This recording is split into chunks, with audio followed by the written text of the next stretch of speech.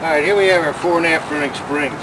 They get their name in which direction they run in relationship to the boat.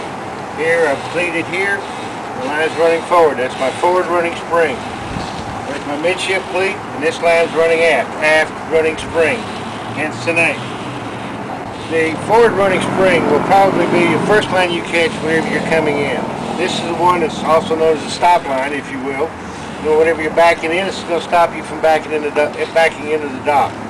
So after I've secured my forward running spring, I can secure my aft running spring, which is going to hold the boat in position while I catch my other lines. I can't emphasize enough on your fore and aft running springs. These lines will keep your boat in position.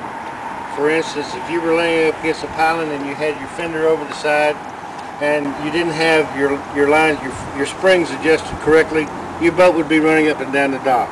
Your fender would come out and then you would lay up against the piling and just rub there all night. So it's important that you tighten up your springs to keep your boat in position. Again, you're coming in, you're going to catch your forward running spring to stop you. You're going to catch your aft running spring to keep you in position for blowing out of the slip, and then you're ready to catch your other lines. Alright, here we are at the bow, and the closer I can get at a 90 degree to my bow cleat, I'm going to be able to control my boat's positioning, centering it in the slip better. This boat's a little bit long for this slip. However, I'm still able to get a good pull on, or a good direction on my bow cleat. And of course securing it as we just went through on pleating and then finishing your line on deck. Okay, here we are at the stern. You see I have crossed my stern lines. A lot of people on a floating dock, a lot of times you can get away with just doing a snub line short, going from the cleat to the other cleat. However, a short line, and you got wave action going on, this line is eventually going to just have too much tension and break. You go ahead and give your lines a little scope where you're going to cross your lines, especially on a stationary dock. You go up and down with the tide, and you don't have to adjust your lines quite so much. And you're not having a snubbed off situation where your boat ends up hanging on a stationary dock, but on a floating dock you go up and down. However, I have enough line for my boat to work a little bit, as well as control it, keep it in the middle of the slip. I've seen a lot of people tie up boats using cleats, and I've seen a lot of wrong ways. I've seen people just start off with half hitch after half hitch after half hitch. Well, essentially, we're going to go over how to do it right today.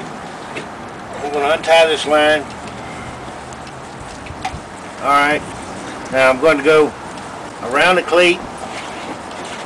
I'm going to go around the cleat and then go over the horn and under. Over the horn and under. Do that 3 or 4 times. And then right at the end I'm going to have a half hitch, turn my line under, and then pull. And secure the line and then flemish my line on deck so that I don't fall over.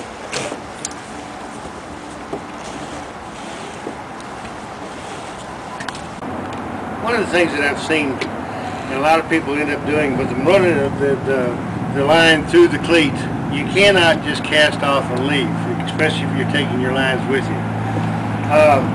There are 2 ways to do it. The eyes that they're putting out in the lines are kind of small. For a long time we used to just put the eye over the cleat and it would hold. But now with the smaller eyes, the bigger cleats, sometimes it doesn't work. You can put the eye of the line over one horn, around the cleat, and then go to the boat and then secure it. It will hold. It also makes it easy whenever you're getting ready to leave the dock. You just pull it right on off, and then you are ready to depart.